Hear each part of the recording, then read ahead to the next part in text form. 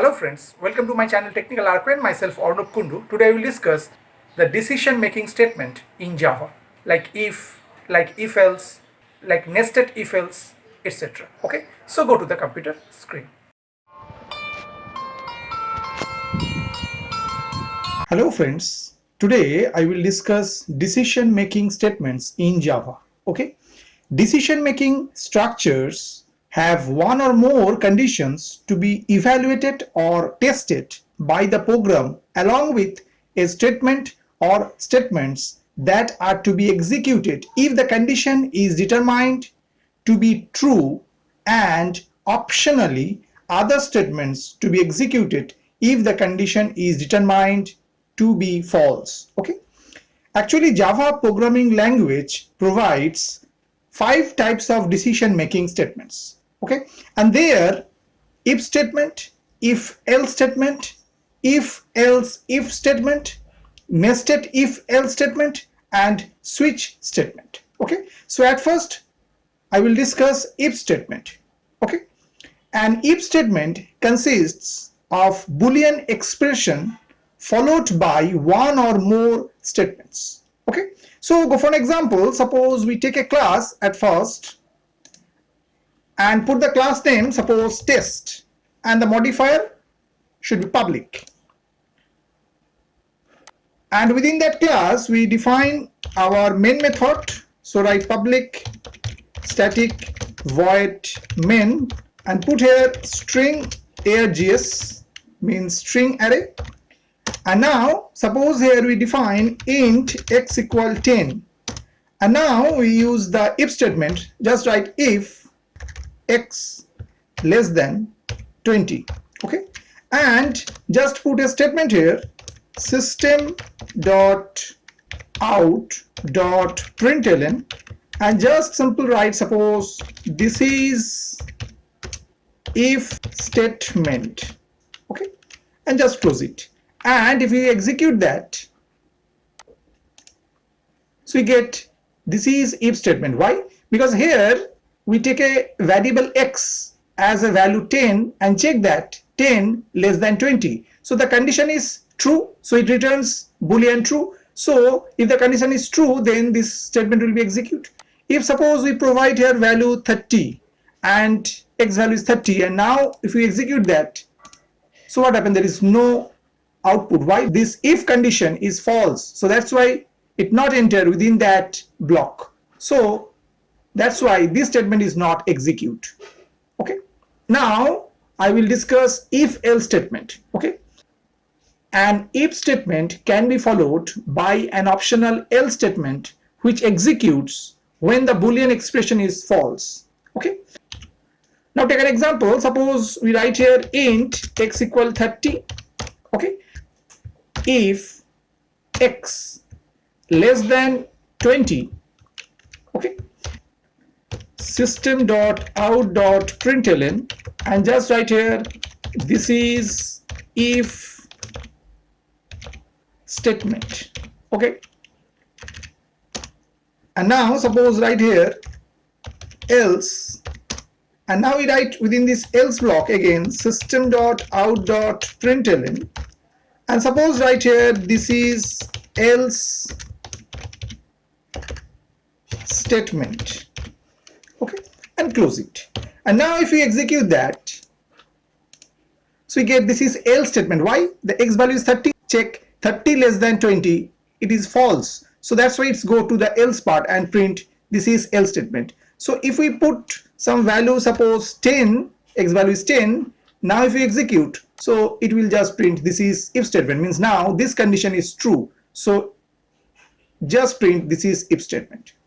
Okay, now I talk about if else if statement. Okay, an if statement can be followed by an optional else if statement, which is very useful to test various conditions using single if else if statement. Okay, now go for an example. Suppose write x equal 30, and now suppose write if x equal 10, and suppose put here some statement system dot out dot println, and just write value of x is 10. Okay, and close it. And after we write else if, and also check x equal 20, and then we write system dot out dot println and just write value of x is 20. Okay, and close it. Again we write else if, and now check x equal 30, and now put the statement system dot out dot println and just write value of x is 30. Okay, now write else part, and suppose we write the statement system dot out dot println and just write this is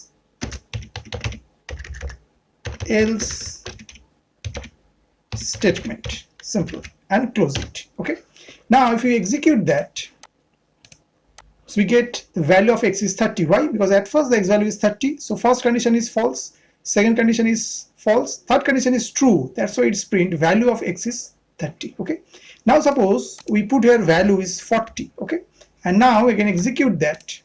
So this is the else statement. Why? Because the first condition is false, second condition is also false, third condition is also false, just it go through the else part, and there is given this is else statement, so that's why it's print else statement. And now suppose we put here value suppose 20, and if you execute again, so now the value of x is 20. Why? Because this condition is false but this condition is true, so that's why it's print value of x is 20.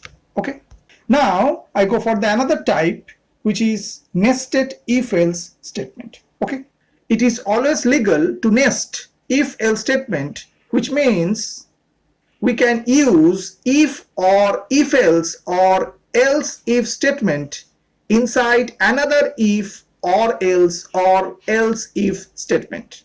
Okay, just go for an example, just write int x equal to suppose write 30, and again write int y equal to suppose 10. Okay, now suppose check if x equal 30, and within that we have put some nested condition, means here I am putting nested if. So just write if y equal 10, and now put the statement here, just write system dot out dot println, and suppose write here x equal 30 and y equal 10, simple. Okay, and close it. So if we execute that, so we get the output as x equal to 30, y equal to 10. Why?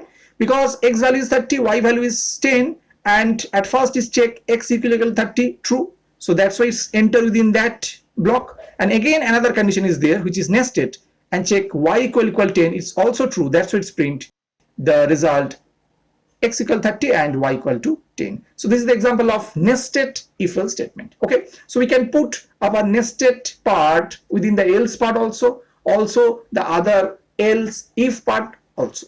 Okay, now talk about the switch statement in Java. Okay, a switch statement allows a variable to be tested for equality against a list of values. Okay, each value is called a case, and the variable being switched on is checked for each case. Okay, now go for an example. Suppose write char and suppose take a variable grade and put the value of the grade, suppose we write here C, simple. Okay, now we write the switch statement, just write switch and put the variable name here grade. Okay, and now we put here the case, suppose write case and write A.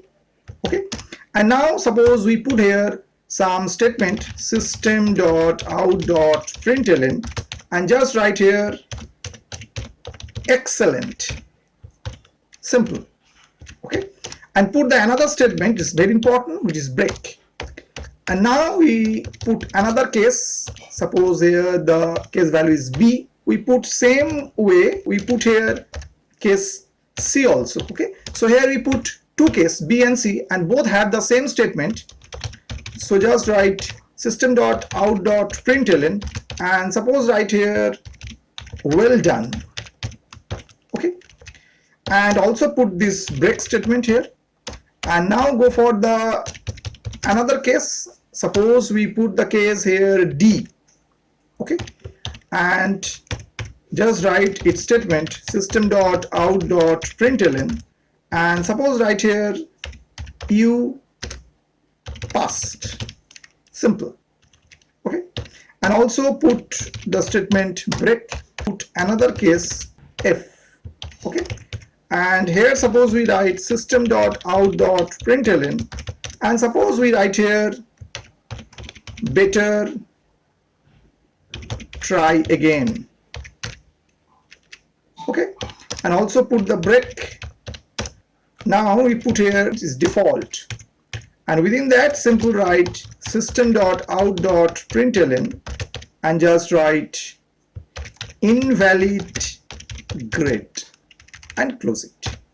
Okay, and if you execute that, so we get as output well done. Why? Because here the grade is C, so it just go whatever the value of the case is C. So in that particular area the case is C, so that's why it just print well done, and break means is just terminate from this switch statement.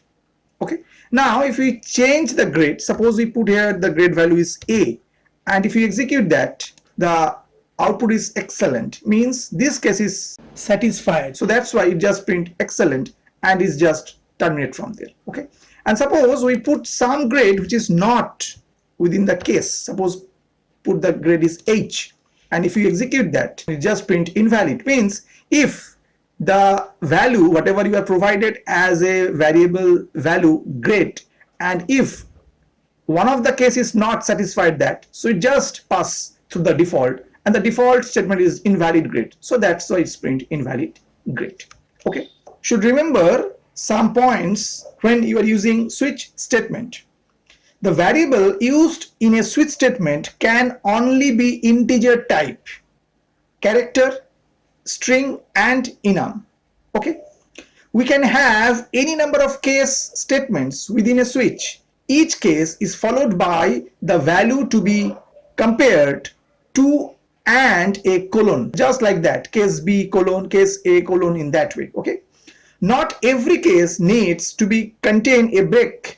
If no break appears, the flow of control will fall through the subsequent cases until a break is reached. That means if we don't put any break here, and if this case is satisfied, then it will print that and also go to the next case statement also. So that's why it is our responsibility to provide a break statement at the last statement of each case. Okay, that means for each and every case the last statement should be the break statement. Okay, and also a switch statement can have an optional default case. The default case can be used for performing a task when none of the case is true. So this is the example where we provide the grade H, so no case is satisfied, case A, case B, case C, case F, no one is satisfied, so that's why it just pass through the default case and is just print according to this example invalid grade.